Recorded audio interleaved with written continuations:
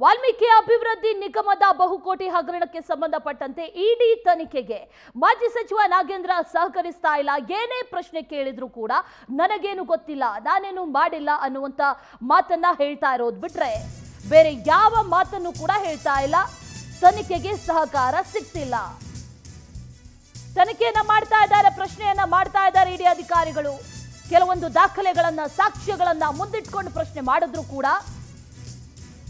ನನಗೇನು ಗೊತ್ತಿಲ್ಲ, ನಾನೇನು ಮಾಡಿಲ್ಲ ಅನ್ನುವಂತ ರೆಡಿ ಉತ್ತರ ಬಿಟ್ರೆ ಬೇರೆ ಯಾವುದನ್ನು ಹೇಳ್ತಾ ಇಲ್ಲ.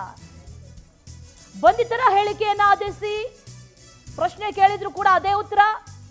ಏನೇ ಪ್ರಶ್ನೆ ಕೇಳಿ ಎರಡೇ ಉತ್ತರವನ್ನ ಕೊಡ್ತಾ ಇದ್ದಾರೆ ನಾಗೇಂದ್ರ ಆಪ್ತ ನೆಕ್ಕುಂಟಿ ನಾಗರಾಜ್ ನಾಗೇಶ್ವರ್ ರಾವ್ ನಿಗಮದ ಎಂಡಿ ಪದ್ಮನಾಭ್ ಜೊತೆ ಮೀಟಿಂಗ್ ಅನ್ನ ಮಾಡಿದ್ಯಾಕೆ ಅನ್ನುವಂತ ಪ್ರಶ್ನೆಯನ್ನ ಇಡಿ ಮಾಡಿದೆ. ಯಾವುದೇ ಮೀಟಿಂಗ್ ಮಾಡಿಲ್ಲ, ಊಟಕ್ಕೆ ಸೇರಿದ್ವಿ ಅಷ್ಟೇ ಅನ್ನುವಂತ ಮಾತನ್ನ ನಾಗೇಂದ್ರ ಹೇಳ್ತಾ ಇದ್ದಾರೆ. ಇನ್ನು ನಿಗಮದ ಹೊಸ ಅಕೌಂಟ್ ಬಗ್ಗೆ ಅವರನ್ನೇ ಕೇಳ್ಕೊಳ್ಳಿ. ಆಂಧ್ರದ ಐಟಿ ಕಂಪನಿಗಳಿಗೆ ಹಣ ವರ್ಗಾವಣೆ ಆಗಿರೋದ್ರ ಬಗ್ಗೆ ನನಗೆ ಗೊತ್ತಿಲ್ಲ. ವಿಚಾರಣೆ ಸಂದರ್ಭದಲ್ಲಿ ಯಾವುದಕ್ಕೂ ಕೂಡ ಸರಿಯಾಗಿ ಸಹಕಾರವನ್ನ ನೀಡ್ತಾ ಇಲ್ಲ. ಪ್ರಶ್ನೆಯನ್ನ ಮಾಡಿದಂಥ ಸಂದರ್ಭದಲ್ಲೂ ಕೂಡ ಉತ್ತರಗಳು ಸಿಗ್ತಾ ಇಲ್ಲ. ಹಾಗಾಗಿ ಇಡಿ ಅಧಿಕಾರಿಗಳಿಗೆ ಒಂದು ರೀತಿಯಾಗಿ ತಲೆನೋವಾಗಿದೆ. ಆ್ಯಂಡ್ ಆಸ್ ಎಕ್ಸ್ಪೆಕ್ಟೆಡ್ ಉತ್ತರಗಳು ಕೂಡ ಅದೇ ರೀತಿಯಾಗಿ ಬರ್ತಾ ಇದೆ. ನಾನೇನು ಮಾಡಿಲ್ಲ ಅನ್ನುವಂಥ ಮಾತನ್ನ ಹೇಳ್ತಾ ಇರೋದ್ರಿಂದ ಈಗ ತನಿಖೆಯನ್ನ ಚುರುಕುಗೊಳಿಸಿದ್ದಾರೆ ಅನ್ನುವಂಥ ಮಾಹಿತಿ ಕೂಡ ಲಭ್ಯ ಆಗ್ತಾ ಇದೆ. ಮತ್ತಷ್ಟು ಡೀಟೇಲ್ಸ್ ಅನ್ನ ನೀಡ್ತಾರೆ ನಮ್ಮ ಪ್ರತಿನಿಧಿ ವೀರೇಶ್, ನೇರ ಸಂಪರ್ಕದಲ್ಲಿ ಜಾಯಿನ್ ಆಗಿದ್ದಾರೆ.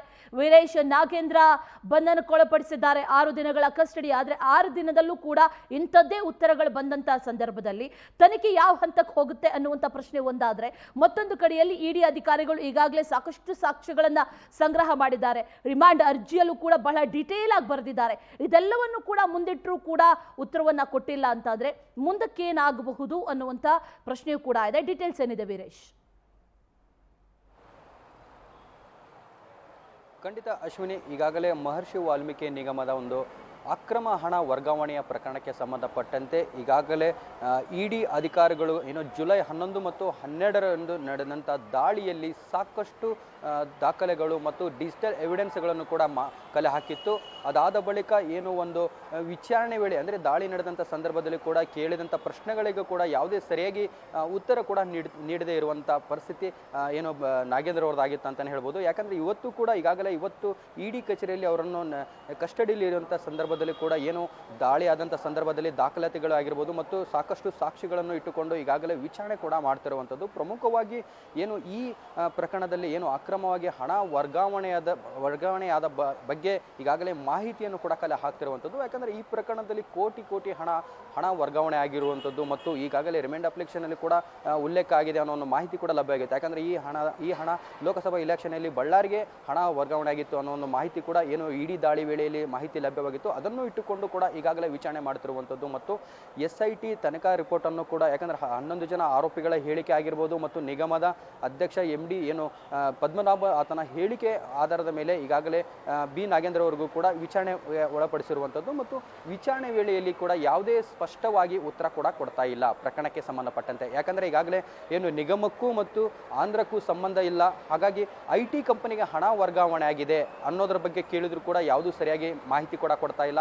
ಮತ್ತು ಈಗಾಗಲೇ ನೆಕ್ಕುಂಟೆ ನಾಗರಾಜ್ ಆಗಿರ್ಬೋದು, ವರ್ಮಾ ಆಗಿರ್ಬೋದು ಮತ್ತು ಪದ್ಮನಾಭ್ MD ಆಗಿರ್ಬೋದು, ಇವರ ಜೊತೆ ಸಭೆ ಮಾಡಿದ್ದಾರೆ ಖಾಸಗಿ ಹೋಟೆಲ್ನಲ್ಲಿ ಅಂದರೂ ಕೂಡ ಅದಕ್ಕೂ ಕೂಡ ಸರಿಯಾಗಿ ಪ್ರಶ್ನೆಗಳಿಗೆ ಉತ್ತರ ಕೊಡ್ತಾ ಇಲ್ಲ. ಹಾಗಾಗಿ ಈ ಪ್ರಕರಣವನ್ನು ಮತ್ತಿಷ್ಟು ಗಂಭೀರವಾಗಿ ಈಗಾಗಲೇ ತನಿಖೆ ನಡೆಸ್ತಾ ಇರುವಂಥದ್ದು. ಈಗಾಗಲೇ ಇಡಿ ಅಧಿಕಾರಿಗಳು ಕೂಡ ಕಳೆದ 3 ದಿನಗಳಿಂದ ಈಗಾಗಲೇ ನಾಗೇಂದ್ರ ಅವರನ್ನು ಕೂಡ ವಿಚಾರಣೆ ಮಾಡ್ತಾ ಇದ್ದಾರೆ. ವಿಚಾರಣೆಯಲ್ಲಿ ಕೂಡ ಯಾವುದೂ ಸ್ಪಷ್ಟವಾಗಿ ಉತ್ತರ ಕೊಡ್ತಾ ಇಲ್ಲ. ಯಾಕಂದರೆ ಈಗಾಗಲೇ ನಿಗಮದ ಒಂದು ದಾಳಿ ವೇಳೆ ಸಂದರ್ಭದಲ್ಲಿ ಕೂಡ ICICI ಬ್ಯಾಂಕಿನ ಒಂದು ಸಿಬ್ಬಂದಿಗಳನ್ನು ಕರೆದುಕೊಂಡು ಹೋಗಿ ಅವರ ನಿವಾಸದಲ್ಲಿ ಅವರ ಬ್ಯಾಂಕ್ ಸ್ಟೇಟ್ಮೆಂಟ್ ಆಗಿರ್ಬೋದು ಮತ್ತು ಕಳೆದ 6 ತಿಂಗಳಿಂದ ಒಂದು ಟ್ರಾನ್ಸಾಕ್ಷನ್ ಆಗಿರ್ಬೋದು ಮತ್ತು ಅವರ ಅಕೌಂಟ್ಗಳು ಎಲ್ಲೆಲ್ಲಿದ್ದಾವೆ ಅವುಗಳನ್ನು ಕೂಡ ಪರಿಶೀಲನೆ ಮಾಡಿದ್ದಾರೆ ಮತ್ತು ಆ ಅಕೌಂಟ್ಗಳ ಮಾಹಿತಿಯನ್ನು ಕೂಡ ತೆಗೆದುಕೊಂಡಿದ್ದು ಮತ್ತು ಆ ಸಂದರ್ಭದಲ್ಲಿ ಕೂಡ ಹಣ ಏನಾದರೂ ವರ್ಗಾವಣೆ ಆಗಿತ್ತು ಮತ್ತು ಆ ಥರ ಏನಾದರೂ ಮಾಹಿತಿ ಇದ್ದರೆ ಅದನ್ನು ಕೂಡ ಫ್ರೀಸ್ ಮಾಡಲಿಕ್ಕೆ ಈಗಾಗಲೇ ಇಡಿ ಅಧಿಕಾರಿಗಳು ಎಲ್ಲ ಸಿದ್ಧತೆಗಳು ಕೂಡ ಮಾಡಿಕೊಂಡಿರುವಂಥದ್ದು ಮತ್ತು ಇವೆಲ್ಲವುಗಳನ್ನು ದಾಖಲಾತಿಗಳನ್ನು ಇಟ್ಟುಕೊಂಡು ವಿಚಾರಣೆ ಮಾಡ್ತಾ ಇದ್ದಾರೆ. ವಿಚಾರಣೆಯಲ್ಲಿ ಕೂಡ ನನಗೇನು ಗೊತ್ತಿಲ್ಲ, ನನಗೂ ಅದಕ್ಕೂ ಸಂಬಂಧ ಇಲ್ಲ, ನಾನು ಆ ಖಾಸಗಿ ಹೋಟೆಲ್ನಲ್ಲಿ ಸಭೆ ಮಾಡಿದ್ದು ಬರೀ ಊಟಕ್ಕೆ ಹೋಗಿದ್ವಿ ಮಾತ್ರ,